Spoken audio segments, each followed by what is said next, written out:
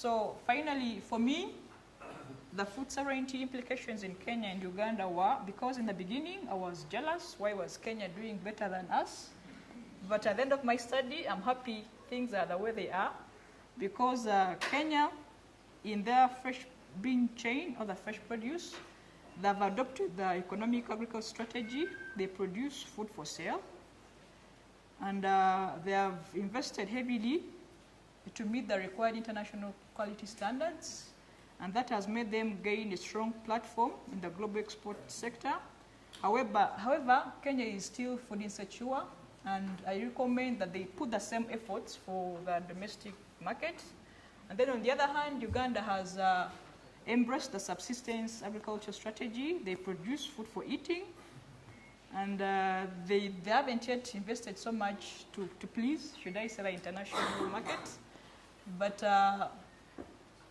they're food secure, and they produce for the domestic market. But however, they should give priority to improving quality in the domestic market, just like they have done in the organic sector, where it is well regulated. So finally, I say production of fresh produce for export in the global market should not displace local food production in third countries. Thank you. Good, ladies and gentlemen, before I start, I also have a small excuse. I have papers for me where I sometimes read, because it's the first time that I address such an audience. I hope that my brain will not go to a subconscious level where I stare at you and you stare at me. But I know that it's very, very unsexy at a presentation, but I made it challenging, so I hope you excuse me. So, ladies and gentlemen, I'm honored to receive this space to address you about my research that I did in the Limpopo province. This was only happening because of the support I got from Sigrid from Bokstal and Lise Koosten, who invited me to South Africa.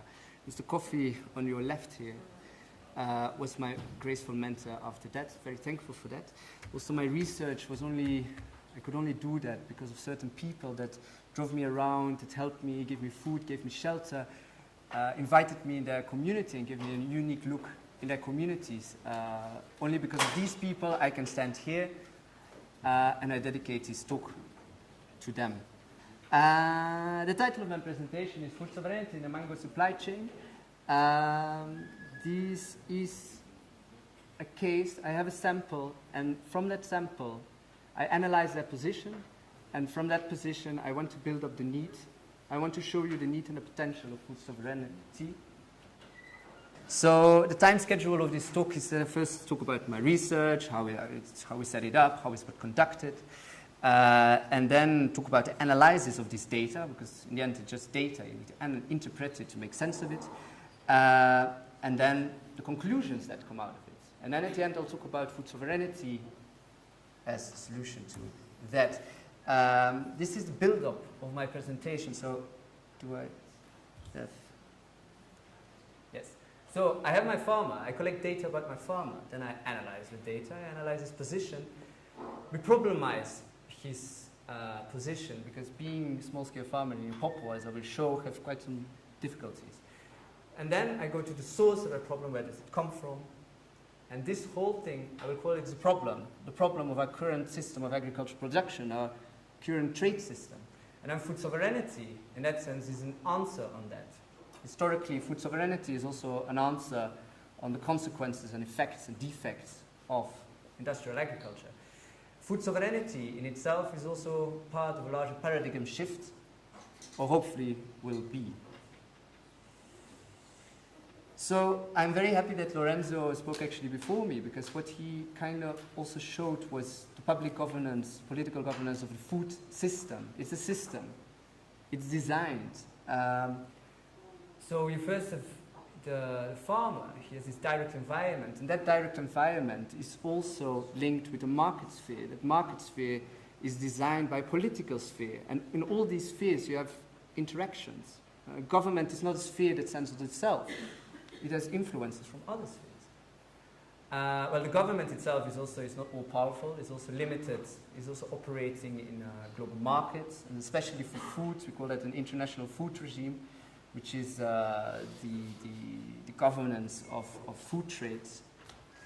But these global markets also operate in a certain sphere. We call it a world system in political science.